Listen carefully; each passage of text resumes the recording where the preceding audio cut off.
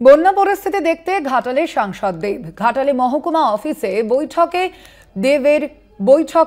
বৈঠকে স্বাস্থ্য সচিব নারায়ণ স্বরূপ নিগম যেমন উপস্থিত, তেমনি আজ ঘাটালে মহকুমা অফিসে বৈঠক করেন সাংসদ দেব। ঘাটালে মহকুমা অফিসে বৈঠক দেবের। বন্যা পরিস্থিতি দেখতে ঘাটালের সাংসদ দেব আজ এই বিষয়ে কথা বলেন তারা।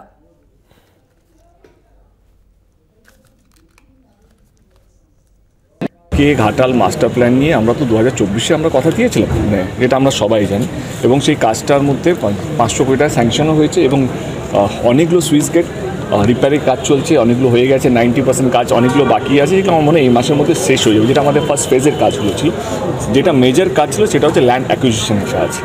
আমরা শুনেছি মানুষের অনেকগুলো মিছিল বেরিয়েছিল, ঘাটাল মাস্টার প্ল্যানকে ঘাটাল মাস্টার প্ল্যান বলা হতো। তখন সিএম ম্যাডাম উদ্যোগ নেয় এবং নতুন করে ডিজাইন তৈরি হয় এবং যতটা কম ল্যান্ড লাগে, যতটা কম শিফটমেন্ট হয়, অনেকগুলো মার্কেট, অনেকগুলো বাড়ি তাদেরকে শিফট করতে হতো, সেটা সিএম ম্যাডাম দেখেছেন এবং নির্দেশ দিয়েছেন নতুন ডিজাইন করতে।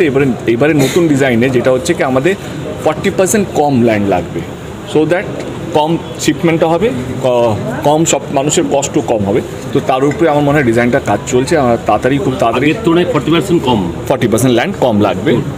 তো সেই জায়গা থেকে সেইটা at the end of the day এই পুরো ঘাটাল মাস্টার প্ল্যানটা কোনো সরকারের জন্য না, মানুষের জন্য। মানুষ যেন শান্তিতে থাকতে পারে। আমরা কারো জোর করে ল্যান্ড নিতে চাইছি না, যেই হোক না কেন। যেইভাবে মানুষকে বোঝানো হচ্ছে আমরা কোনো জিনিস জোর করে করতে চাই না, যেটা সিএমের। ঘাটালে বন্যা পরিস্থিতি নিয়ে আজ সাংসদ দেব সেখানে গিয়ে বৈঠক করেন এবং সেই ঘাটাল যে মাস্টার প্ল্যান, সেই ঘাটাল মাস্টার প্ল্যান যেন দ্রুত রূপায়িত করা হয় সেই বিষয়ে কিন্তু আজকের এই বৈঠক হয় বলে জানিয়েছেন ইতিমধ্যেই সাংসদ। আপনাদের জানিয়ে রাখি, আমরা দেখেছি একেবারে প্রায় 1 মাসেরও বেশি সময় ধরে বন্যা পরিস্থিতি রয়েছে ঘাটালে। নিম্নচাপ এবং তার পাশাপাশি টানা বৃষ্টির কারণেই মূলত এই বন্যা পরিস্থিতি ঘাটালে, এবং সেখানেই ঘাটালের এই যে বন্যা পরিস্থিতির মধ্যেই সেখানে গেলেন আজ সাংসদ দেব এবং সেখানে গিয়েই এই বিষয়ে বৈঠক করেন সাংসদ।